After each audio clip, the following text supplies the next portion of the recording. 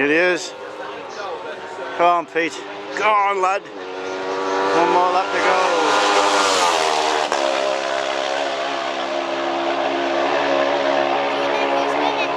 Buddy's twin sounding beautiful.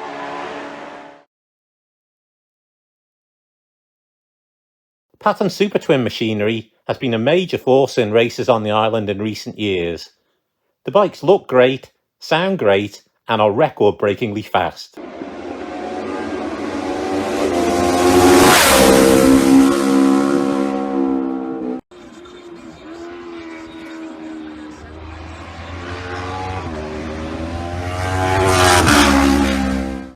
Unlike the highly modified Kawasaki ER6s and Suzuki SV650s that make up the majority of the grid, the Patons are almost race-ready when they come out of the crate. At the Paton's heart is actually a Kawasaki 650 engine.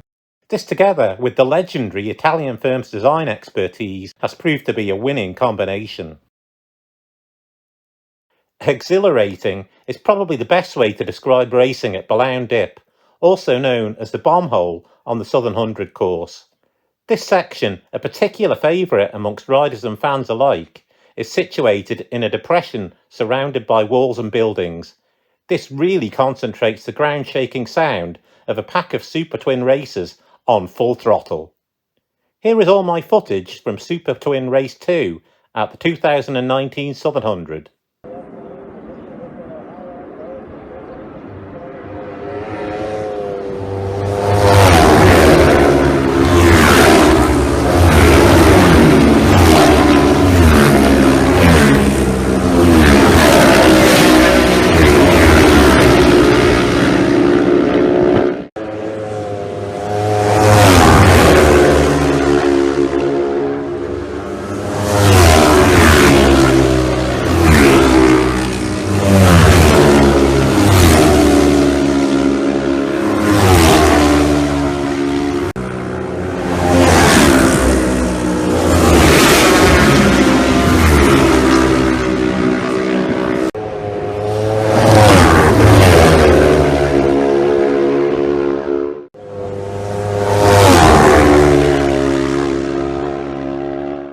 Because of the time trial format of the TT, with riders starting individually at 10-second intervals, competitors are rarely involved in race-long battles with other riders on the road.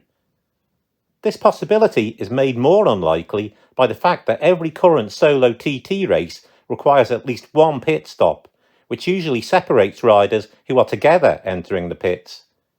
But in the 2018 Supertwins TT, Michael Sweeney and Adam McLean were dicing together for almost the entire 151-mile race, making for great viewing for fans around the course.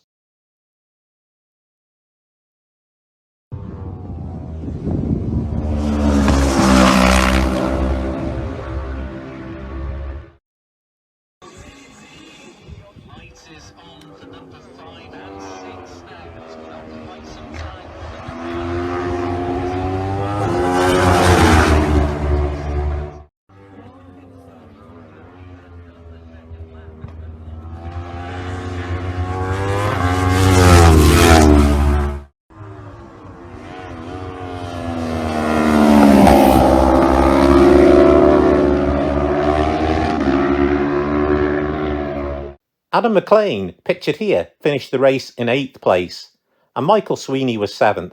We will see much more of the action from this record-breaking race later in the video. Exciting close racing is the norm on the Blount circuit, and in this race there was some tremendous close battles through the field.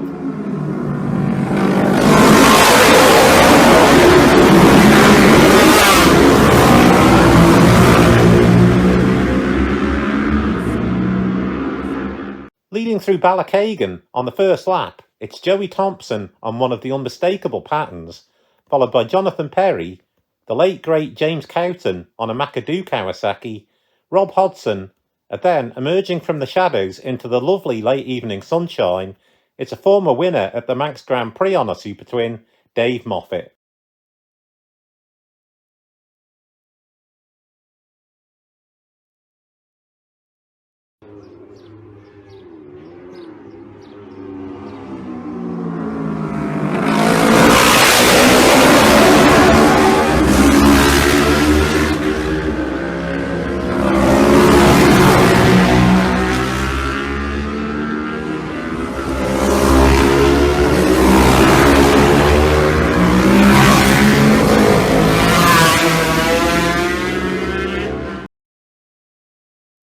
Well, as we look at the lap 2 leaderboard, here's a nice shot of the only 250 in the race, ridden by Stephen Alt.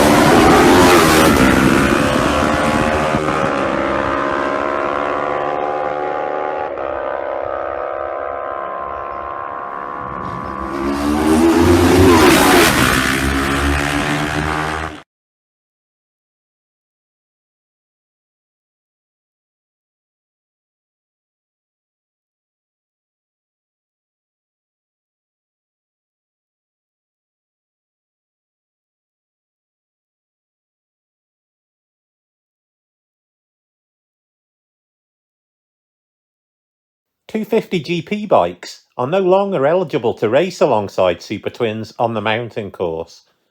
So here is a race which proved to be a close battle between these respective bikes as an interesting mountain course memory.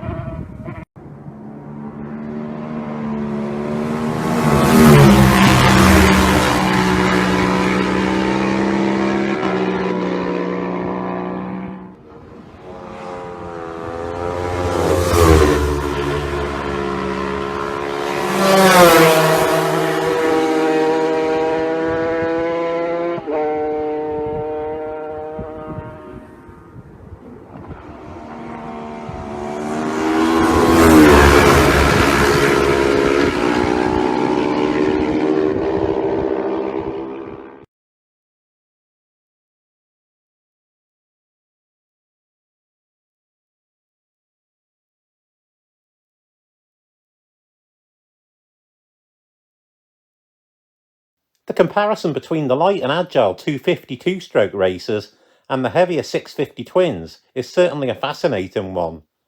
The bikes look different, sound very different, and have different relative strengths around the mountain course. We can see that the twins lap record held by Michael Dunlop is almost 21 seconds faster than the 250 lap record held by Bruce Anstey. And here are the race records set by these two riders in the same races that the lap records were set. I took these two images on the final lap of both record-breaking races at the very same part of the course, the bungalow. Here are my two clips displayed side by side. Two great TT legends riding their way into the record books.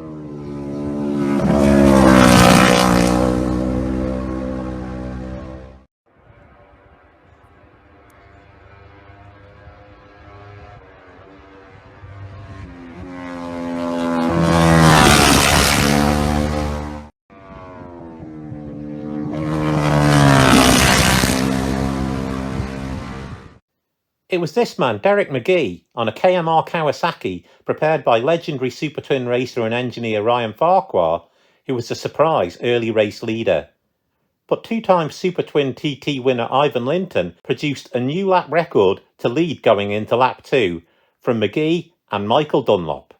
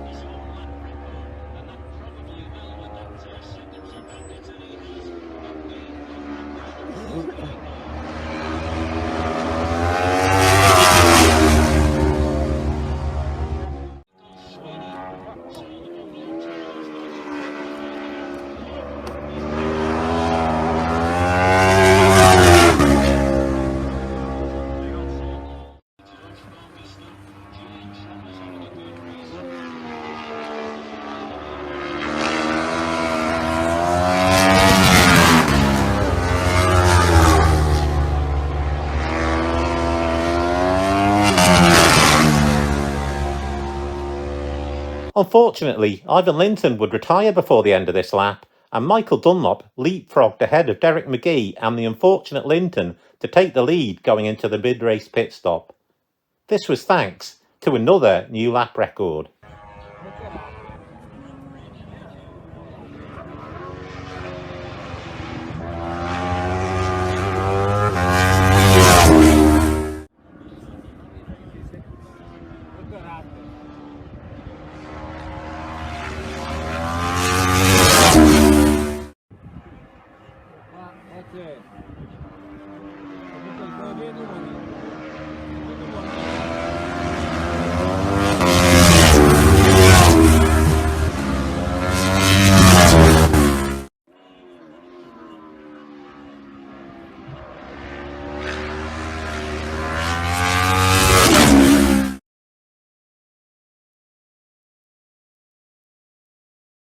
On lap 3, at the timing point here at the bungalow, there was just half a second separating Dunlop from the battling Derek McGee.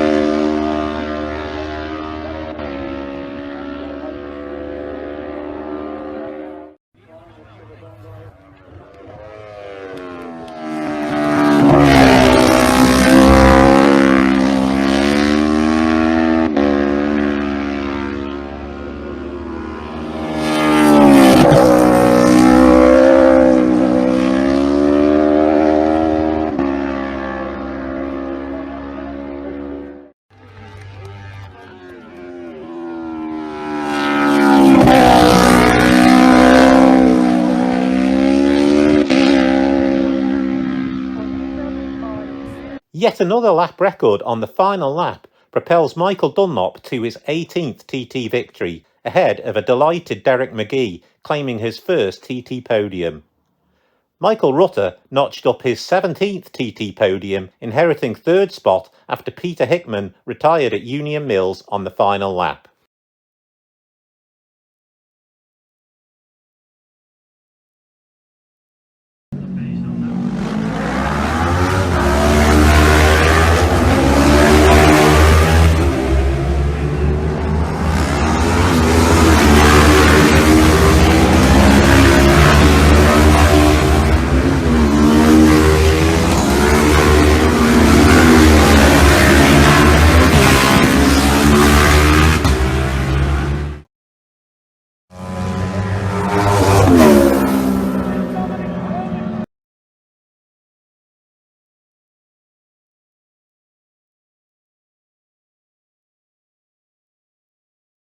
Looking at the list of Supertwin TT winners since the introduction of the class in 2012, it's notable that for 3 of these winners, James Hillier, Dean Harrison and Ivan Linton, it gave them their first TT win. And it's not only first wins the class is notable for, as with the relative lower speeds of these bikes, they are seen as ideal for a rider's first TT experience.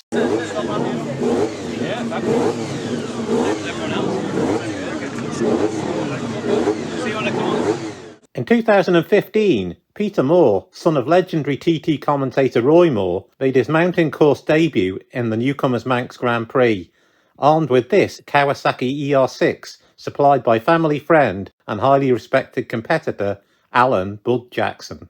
Here is a look at the action, with the video footage including some delightful sections of impassioned commentary from Roy Moore.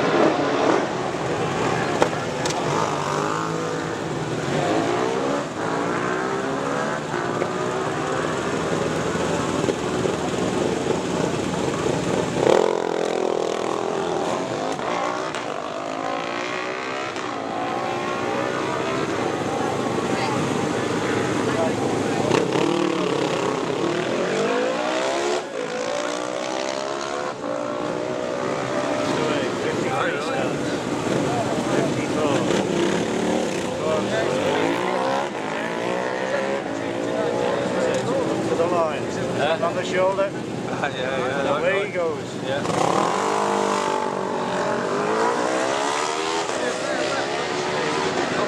There must be him coming now. Out of the trees, the top of Police Station Road. There's another wave, and here he is. Across the line. Well done, Joe.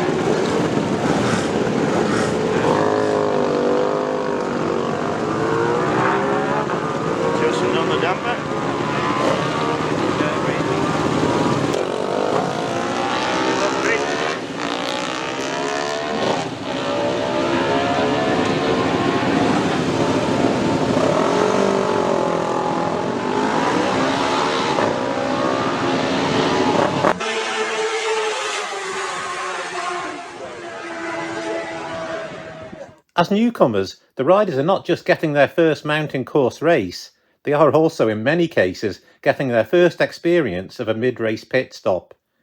Here we can see Boy Scouts and their leader manning the historic race scoreboard that is sadly no longer there.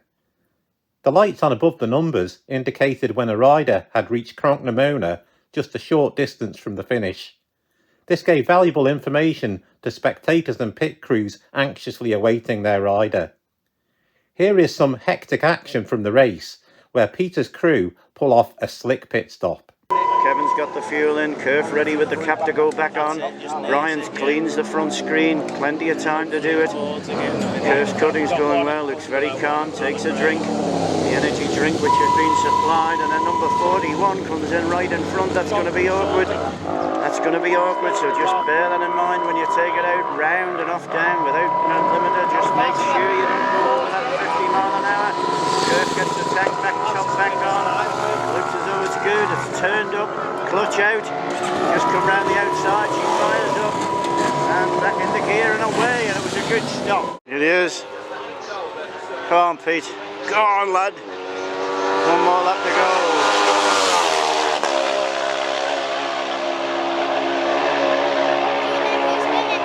Buddy's twin sounding beautiful. And certainly he's home safe. Well done, lad. The emotion of it all. Unbelievable. And I think he's pretty good as well. And I think that will be a quick last lap. And here he is. We've missed him over the line, but we've got him coming up the return lane. Peter has continued to make good progress in his Manx Grand Prix career and finished 9th in this race in 2018. And here is a nice image of Bud Jackson congratulating Peter after his performance on his machine as a newcomer. There are new regulations for the Supertwin TT for the 2022 event. Changes will allow twins up to 700cc for the first time, opening the door for Aprilia and Yamaha involvement. There are some technical restrictions for the newly eligible bikes, but the emphasis on the changes is creating parity between machines and having more manufacturers on the grid. The TT organisers are clearly putting their weight behind the Supertwins, with 2 races included in the 2023 schedule. It will be interesting to see how these changes pan out in what looks to be a bright future for the class. During the 2019 Manx Grand Prix, the Ireland racing community was deeply saddened to hear of the loss of Bud Jackson as a result of a practicing accident. He had achieved numerous Manx Grand Prix wins and podiums in a career that spanned 40 years and was a very popular character who was regarded as part of the fabric of the race paddock.